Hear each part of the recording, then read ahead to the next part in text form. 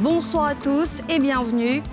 28%, c'est le taux de réussite au BEPC en 2022. Entre pleurs et joie, les candidats ont découvert ce mardi leurs résultats. Ambiance dans les centres d'examen à suivre. La brigade de sécurité rurale poursuit sa lutte contre les coupeurs de route. 3 ont été neutralisés et 6 autres interpellés sur l'axe Daoukro-Bongouanou après une courte bataille, vous le verrez. Et puis c'est le retour de la foire de la Tabaski. Elle a été lancée ce mardi par Sidi Tiemoko Touré, l'occasion pour le ministre des Ressources animales et halieutiques de rassurer sur la disponibilité du mouton. Les résultats du BEPC sont tombés ce mardi. Le taux de réussite est de 28% contre 41% l'année dernière. C'est l'un des plus faibles depuis 2012. Dans les centres d'examen, les candidats se sont présentés pour être fixés sur leur sort. Entre pleurs et joie, l'ambiance dans ce reportage de Timé Danger et Tanguy Conin. 3 semaines après les compositions, les 519 449 candidats à l'assaut du BEPC, brevet d'études de premier cycle, sont situés sur leur sort depuis 14 heures. Peu avant, les résultats officiels sont proclamés par la directrice des examens et concours du ministère de tutelle. Ils se déclinent comme suit. 519 449 candidats étaient effectivement présents dans les centres de composition. 150 081 parmi eux ont été déclarés admis, soit un taux de 28,89% contre 41,27% en 2021. Cap maintenant sur les centres de composition. Sur la route des candidats, comme c'est le cas au Collège moderne du Plateau, la pluie. Pas de quoi empêcher des heureux admis de jubiler.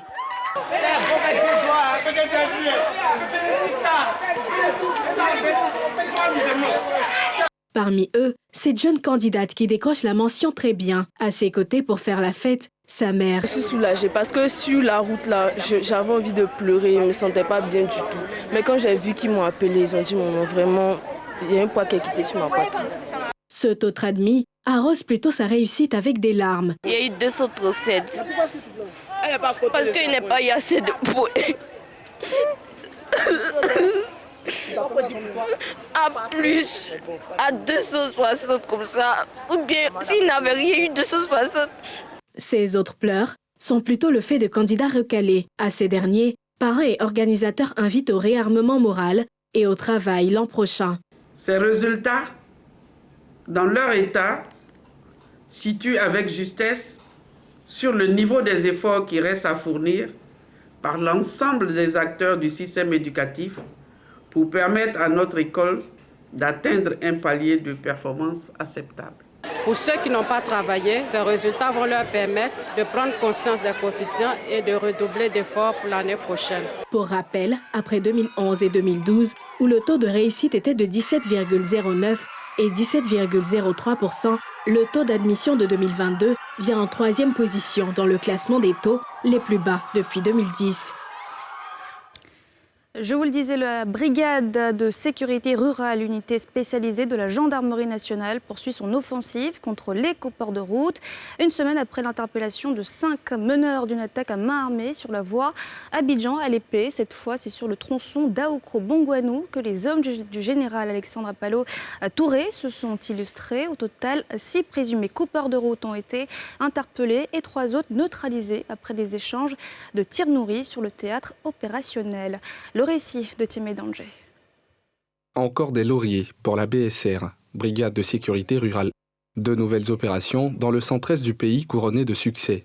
La première a pour théâtre opérationnel Daoukro. Sur la voie menant à Ngatakro, le déploiement de l'unité spécialisée de la gendarmerie nationale, dans la matinée d'aujourd'hui, mardi 5 juillet, fait échouer une opération des coupeurs de route, prêts à frapper à proximité de Ngatakro. Une attaque qui finit dans le sang et par des pertes en vie humaine dans le rang des braqueurs, lesquels voient 3 meneurs neutralisés. Sur le théâtre, des corps et des affaires appartenant aux gangs. C'est ceux-là qui fatiguent la Côte d'Ivoire. Toute la zone de Daoukro, Abangourou, Prikro, c'est eux. Lui-même il a machette, hein? Il est touché. Ouais, il a atteint même. Bien avant, l'unité s'était illustrée dans le Moronou. Elle y interpellait 6 présumés meneurs du braquage du commerce d'un opérateur économique à Brou-Akbassou. Transférés à la brigade d'Abangourou, tous nient leur implication dans les faits mis à leur charge. Face à cette posture, les fins limiers de la gendarmerie nationale s'activent pour boucler les investigations et situer les responsabilités des 6 interpellés pour l'heure, tous en garde à vue pour nécessité d'enquête. La fête de la Tabaski, c'est dans quelques jours, une fête qui se célèbre avec du mouton. À J-4 de l'événement, la foire au bétail fait son grand retour. Elle a été officiellement ouverte par Sidi Tiemoko Touré, l'occasion pour le ministre des Ressources animales et halieutiques de rassurer sur la disponibilité de la bête. Reportage de Brice Niawa et Yarouna Zeba. Marché de bétail de Port-Boué. C'est ici que la foire commerciale de la Tabaski 2022 est officiellement lancée.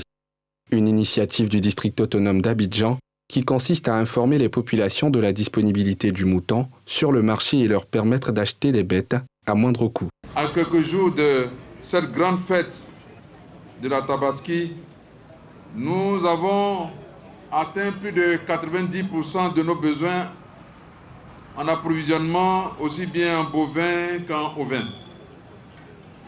Au regard des rythmes d'arrivée, dans 2 ou 3 jours, nous aurons atteint la totalité de nos besoins, ce qui va permettre à nos frères musulmans d'acquérir ce dont ils ont besoin pour assurer le sacrifice. Le ministre des Ressources animales et halieutiques est revenu sur les efforts faits par le gouvernement afin que l'approvisionnement du marché en viande soit continu. Il faut le relever.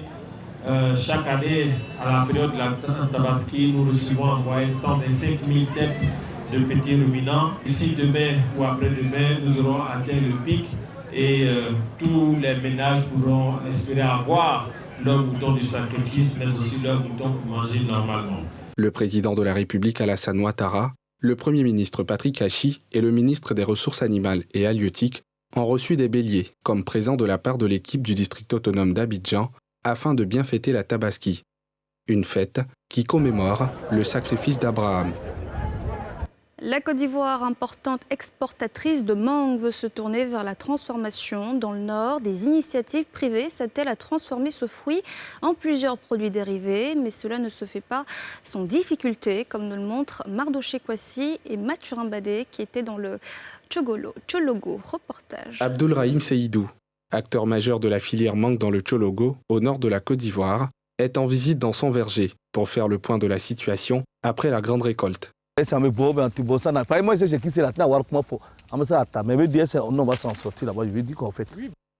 production de Rahim et de la plupart des producteurs de la région est essentiellement destinée à l'exportation sur le marché européen. Un marché très exigeant en termes de qualité, ce qui entraîne de grosses pertes pour ces producteurs, les mangues impropres à l'exportation qui auraient pu être transformées étant abandonnées dans les champs. Lorsque nous faisons l'exportation, nous prenons uniquement que entre 20 et 25% de leur production. Et le reste reste dans les vergers, ça pourrit. Alors que si nous faisons la transformation, nous allons rester peut-être au champ, peut-être 5%, mais 2%. On va transformer peut-être les 90%. On fait l'exportation et le reste on transforme et il y a de la valeur ajoutée. Après plusieurs années de production et d'exportation, Rahim a décidé de s'engager dans la transformation. Un projet qu'il a eu du mal à démarrer faute de moyens et de soutien. Si l'État nous aide, qu'on arrive à acheter des machines de transformation, chaque exportateur a une unité de transformation, il ne voit pas pourquoi on va exporter. Parce que si on a la matière première, qu'on a la capacité de transformer, non seulement la valeur ajoutée, on transforme en mangue séchée. Elle peut être vendue en Côte d'Ivoire dans les supermarchés, on peut l'exporter. Et on peut transformer en purée et on peut transformer des jus, on fait tout. Les paysans vont gagner plus que ce qu'ils gagnent même aujourd'hui. Les moyens ne suivent pas. Pour la transformation, c'est des unités qu'il faut acheter. Voilà, c'est des millions. Nous sommes actuellement, on n'a pas de grands moyens. Même moi qui vous parle, nous sommes des petites entreprises et maintenant on est en train de m'aider un peu. Si on a l'aide, qu'on nous aide à acheter les machines. Chacun a sa machine de transformation et puis on peut payer un peu, chacun va passer à la transformation. Malgré ces contraintes financières, quelques unités de transformation de la mangue ont pu voir le jour dans la région, à l'image de cette unité, basée à Siné-Matiali, à 39 km de Ferkessédougou, la capitale régionale. Ici, on transforme le fruit de mangue en mangue séchée. Une transformation qui aurait pu être plus poussée, notamment en purée ou en nectar de mangue, si les conditions matérielles et financières étaient réunies.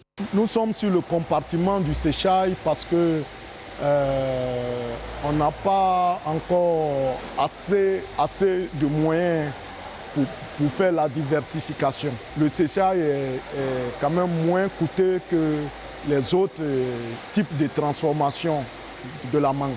Nous envisageons d'y arriver si on a des partenaires financiers qui peuvent nous accompagner. Mais même pour ces petites unités de transformation, cette activité n'est pas un long fleuve tranquille, au vu des défis auxquels elles font face. Avec le matériel que nous travaillons, il nous vient essentiellement de l'extérieur. Alors, très souvent, il n'y a pas un transfert de technologie. Et ceux qui peuvent entretenir ces fours-là de façon efficace ou bien de façon qualifiée. Donc, on n'a pas une main-d'œuvre qualifiée. Le deuxième problème qui suit, c'est qu'on n'a pas le matériel de réchange sur place. À côté de ça, on n'est pas encore compris par nos banquiers parce qu'il n'y a pas d'engouement dans ce sens. Il n'y a pas d'accompagnement. Donc, ce qui fait que nous devrons essentiellement rouler sur le fonds propre. Les produits sortis des unités de transformation comme celle-ci sont essentiellement destinés à l'exportation, même si une infime partie est vendue sur le marché local. En tant que premier exportateur de mangue en Afrique de l'Ouest avec 35 000 tonnes exportées par campagne, la Côte d'Ivoire a fait de la transformation de ce produit une préoccupation majeure. Les autorités ivoiriennes se fixent un objectif de base de 15% de la production nationale transformée, contre 3% actuellement. Vous le savez, la CAN 2023 en Côte d'Ivoire va se jouer finalement de janvier à février 2024. Information de la CAF Dimanche qui vous a fait énormément réagir. Nous sommes allés à votre rencontre et aussi rencontrer des spécialistes du ballon rond, un élément de Mardoché Kwasi et Mathurin Badé. La nouvelle du report de la CAN 2023 sonne comme une bouffée d'oxygène pour la Côte d'Ivoire, selon les journalistes sportifs que nous avons rencontrés. Pour eux, ce report pourrait permettre au pays d'achever sereinement les travaux, mais aussi d'offrir aux athlètes les meilleures conditions de jeu et aux spectateurs du beau spectacle. Personnellement, moi je m'y attendais plus ou moins parce que pour diverses raisons. Déjà, on a parlé des raisons climatiques. Mais en plus de cela, personnellement, je suis toujours très sceptique par rapport à l'évolution des travaux des différentes infrastructures, notamment des stades de San Pedro de Korogo et surtout du stade Félix Houphouët-Boigny. À défaut d'être un gage, c'est au moins une bouffée d'oxygène, voilà, qui permet d'accorder 6 mois supplémentaires pour pouvoir peaufiner les différentes infrastructures. Ma crainte, c'est plutôt est-ce que les équipes africaines auront tout leur effectif, puisque ces dernières années, on assiste à beaucoup de difficultés à réunir les effectifs. Quand la CAN est positionnée au mois de janvier-février, puisqu'elle se joue au même moment que les championnats européens. Donc quand on a un joueur qui compte beaucoup dans un club européen, il y a souvent des difficultés que ce club-là fait pour pouvoir libérer ce joueur-là. C'est à ce niveau-là que la crainte est véritable. Sinon, les autorités ivoiriennes feront ce qu'elles doivent faire pour que la CAN ait lieu dans le temps. N'oubliez pas que la Confédération africaine de football a un bureau permanent ici à Abidjan. Donc cette confédération est au parfum de la réalité climatique de la Côte d'Ivoire en cette période de juin-juillet. Donc on va dire que c'est un report qui s'imposait. Du côté de l'homme de la rue, les avis sont partagés. Si certains trouvent ce report salutaire, d'autres par contre s'y opposent. Vraiment, ça nous arrange par rapport aux travaux qu'on a commencé là. D'ici ça, peut-être, on peut finir les travaux là vite, pour mettre le pays propre. Là, les étrangers qui vont venir là, vont trouver que notre pays est propre. Une bonne idée. Parce que la date qui était prévue pour l'organisation de la CAN, d'abord, avec la saison pluvieuse que tout le monde connaît ici, les reports, pour moi, c'est bon. Ça va permettre à l'État aussi de bien terminer les travaux qu'ils ont commencés. La décision, je ne sais pas d'où ça vient. La pluie, c'est pour une période, ça va finir. Si on peut au moins tout faire pour que cette CAN soit jouée l'année prochaine, moi j'en serais au moins fier. On est prêt. Pour rappel, la Côte d'Ivoire a été désignée en 2014 pour organiser la CAN 2021. La CAN ivoirienne a été décalée à 2023 suite au glissement de celle du Cameroun de 2019 à 2021. Ce troisième report sera, espèrent les Ivoiriens, la dernière pour leur permettre enfin de vivre cette deuxième CAN en terre ivoirienne, tant attendue. L'actualité, c'est aussi l'entretien entre le président Alassane Ouattara et Changpeng Zhao, le fondateur et PDG de Binance, l'une des plus grandes plateformes d'échange de crypto-monnaies au monde. On va écouter sans plus tarder le PDG de Binance à l'issue de cette rencontre. Je voudrais déjà dire que ça a été un honneur pour nous d'avoir été reçu par son Excellence Alassane Ouattara, président de la République de Côte d'Ivoire. Nous avons discuté des questions liées aux finances et aux économies. À l'évidence, nous avons parlé de la crypto, de l'accès à la crypto-monnaie. Et pour cela, nous croyons que tout sera fait, comme nous a assuré son Excellence le président Alassane Ouattara, pour que cela fasse partie prenante de l'activité économique de notre relation commerciale. Bonne nouvelle pour la Côte d'Ivoire. Après la troisième fenêtre, le pays des éléphants a obtenu de la Fédération internationale de basketball l'organisation de la quatrième fenêtre des éliminatoires de la Coupe du monde de basketball. C'est l'annonce faite ce mardi par le président de la Fédération ivoirienne de basket au cours d'une conférence de presse. Le récit de Pierre Dipomela. Les éléphants basketteurs ont les yeux rivés vers la quatrième fenêtre dans le cadre des éliminations de la Coupe du monde. Et cette phase, c'est le pays qui a la charge de l'organisation. Le président de la Fédération ivoirienne de basketball a donné l'information au cours d'une conférence de presse ce mardi. La suite, c'est la participation à la prochaine fenêtre décisive qui aura lieu le 26 août, si Dieu le veut, en Côte d'Ivoire. Notre plan a été organisé pour qu'on puisse organiser 2 fenêtres ici pour se qualifier en 2022 pour la Coupe du Monde. La Côte d'Ivoire a réalisé un parcours sans faute avec 6 matchs, 6 victoires lors de la troisième fenêtre qui vient de s'achever. Mais le pays doit impérativement remporter 3 autres matchs sur les 6 prochains pour se qualifier.